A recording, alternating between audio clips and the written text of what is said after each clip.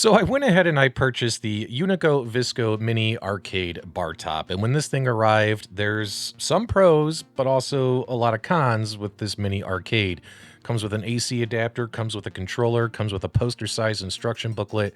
This mini arcade Bartop does come with 12 licensed retro games, all Visco games. Currently by Pixel Heart Studios. I got the certificate there. It says mini arcade bar top on both sides of this machine. I don't know why that was necessary on the artwork. I do like the fact that we got like the Bang Beat and the Ganryu artwork on each side. I actually think the artwork on the sides looks pretty cool. It's a 1/2-inch MDF cabinet made by the same people who did the Unico MVSX. So, you know, similar build quality, fully assembled out of the box, has an on-off rocker switch on the bottom, power port for you to plug in your AC adapter, headphone jack, HDMI cable, and a USB port, which primarily for right now is used just to operate the controller that comes with it if you want to plug this console into your TV or monitor and play those games that way, possibly with 2 players, etc. The control panel has what feels to be a Sanwa clone joystick with an octagonal gate on it, A, B, C, D buttons, coin button, player 1, player 2 start button, and an options button. Actually, the quality and feel of these buttons is better to me on this unit than on the original MVSX 3/4 scale arcade cabinet they did. The joystick itself, though, feels like it only has maybe a 2-pound spring in it, and it doesn't feel that great. The Marquee artwork, we'll get back to that in just a few minutes, but it ain't that great. Taking a look here, we do get an 8-inch display screen. To play these games, you can flip it to full screen and adjust the aspect ratios, which I'll show you. You have a whole lot of bezel on here, as you can see, as well as downward firing speakers. There are 2 2-watt speakers built into this thing, which is interesting because on the MVSX that Unico did before, they had the speaker mounted on the front right there. You'll notice that everything is, here is a pro though, no screw holes. You see any screw holes? That's kind of nice in my opinion. Everything is nice and clean all around. Like it looks like it's a perfectly sealed unit. But taking a look at potential modding possibilities and opening up the back of the machine and taking a look and seeing what we have inside here, it's an interesting setup. And of course, if you recall, I've been covering this product a little bit because I'm only interested in modding this and potentially just turning this into a mini red desktop SNK MBS type machine. But taking a peek inside here, you'll notice that you have what appears to be the PCB board put in right next to the HDMI ports and all that on the back. You do have this board here where the monitor's actually on the opposite side of the board, but they do have a connection cable here for you to actually get to the monitor, possibly reuse the monitor for another project. The actual encoder board is on the bottom right corner. You could see it there. It's got a ribbon cable going from the PCB to that encoder board. You also have a harness cable that goes to all the joysticks and buttons. And then also the power ports for powering the speakers, the audio, the light up marquee, etc. All that stuff is right there on the encoder board. Definitely a lot different setup than what you usually see on like those arcade 1-up countercades and stuff that we've modded in the past, but nothing that we can't figure it out with a little bit of research and fine tuning. So also taking a peek here, in order to actually disassemble this thing, if you really wanted to do a full mod, change out buttons and sticks, you're going to have to play with all the white brackets that are all over on the inside, bottom, top, as well as center to get this thing detached from it, all the side panels, etc. So in all honesty, hopefully a soft mod like the Hilo X hack that we've done before on the Unico MVSX, hopefully a software mod like that in the future would be the best way to go for modding on this machine versus full gut mods. Taking a peek here at the actual Unico controller that they provide you, this thing absolutely sucks. I mean, absolutely sucks. It feels like it weighs a half an ounce. The D-pad is terrible. The buttons are terrible. Yeah, they gave you a couple extra buttons, which is kind of nice they did. Maybe if we ever find a way to bring our own games in the future. But the overall quality and feel is just terrible. Taking a look at the Marquee, it actually lights up quite nice for what it is. Nice even distribution of light, doesn't look washed out, things like that. But whoever designed this and decided to put as many words as possible on the Marquee, it could have just said Visco Mini Arcade Bartop.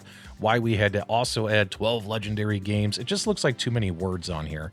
So when it comes to the actual monitor, this actually isn't the worst thing about this mini bar top. It does have an 8-inch DH LCD screen, and it does have a 4:3 aspect ratio with 1024 by 768 resolution. And the monitor colors and qualities, especially when we start looking at some games, looks pretty good actually. So I don't think they went with a horrible monitor. It also has pretty good viewing angles. And there are 12 games on here, including Breaker's Revenge, Bang Beat, Goal Goal Goal, Gone Ryu, and a few others. And although these are commonly referred to sometimes as part of the SNK game library, but developed, of course, by Visco back in the day, you know, you got a few on here like Androdunos and stuff that maybe you've heard of, maybe you've actually played, Neo Drift Out, Galmedes, Earth Defense, Joker, stuff like that. But there's some on here like this Maze of Flot and stuff that just, they're terrible. Asuka's terrible in my opinion. Captain Tomaday's terrible. I mean, half the game lineup on here you could throw in the trash, and the other half you might play it once or twice and never again. Even if you do connect another controller and try to do two-player action on this thing, well, the viewing angles are going to be okay, although real estate and space is going to be limited. So although you and a partner could see the screen, how comfortable is it actually going to be able to play? But again, shout out to them for at least putting a decent monitor in here. Now, whether you want to connect this to the TV with the HDMI out and have 720p resolution and play these games on a TV, you can hit the options button in-game, and you could adjust the picture settings from stretched full screen or swap it to the original 4:3 aspect ratio, as you can see here. You could do this on the Bartop as well. As you can see, we went and we put we put the game in its proper aspect ratio, and it looks so much better than when it was stretched out, because that was a vertical scrolling top-down shooter game. As you can see right here, this looks so much better. And I have to say that when playing this thing, the buttons actually felt pretty good. They felt pretty responsive, and when it comes to the joystick itself, although it's got some cheap clone in here with an octagonal gate, I mean, it works for, you know, it does what it's intended to do. Also, you may have noticed that there are save states that you can use when playing the games on this machine as well, so it's always nice to see when we get save states. Playing through the games on the Bartop itself, I mean, it works. A couple small complaints are that, you know, there's really no good place to rest your hand on something like this, so your hands and fingers might get uncomfortable because there's really no area for your wrist on the control panel, but minus that, I mean, it plays and it does what it's supposed to do. So, funny story, despite its weak game lineup, the buttons and the sound system on this thing is actually better than the actual MVSX cabinet they've made in the past. But the MVSX pretty much beats it with every other comparison.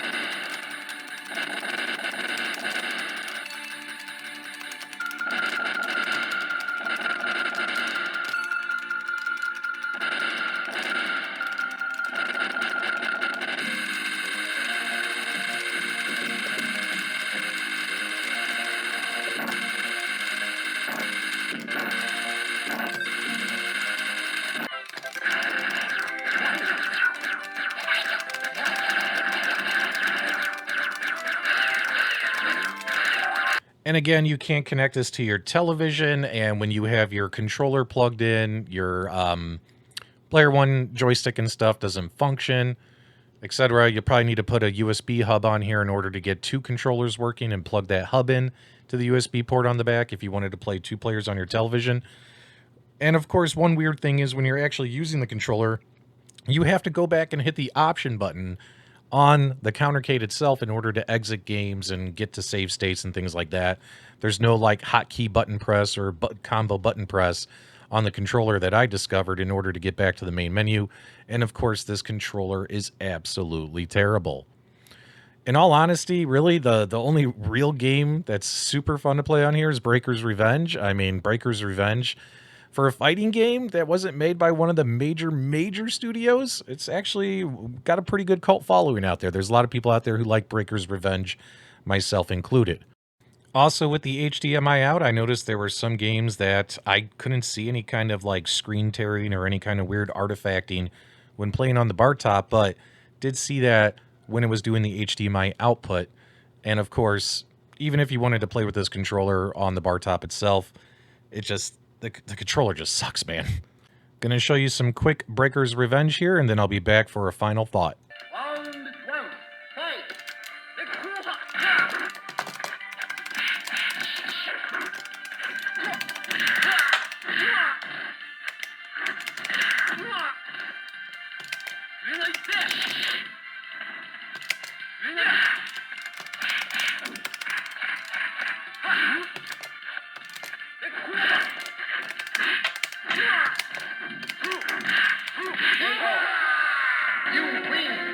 So for my final thought, for $200, which again, this thing was just on sale on Amazon for $179. I will have Amazon affiliate link in the video description below.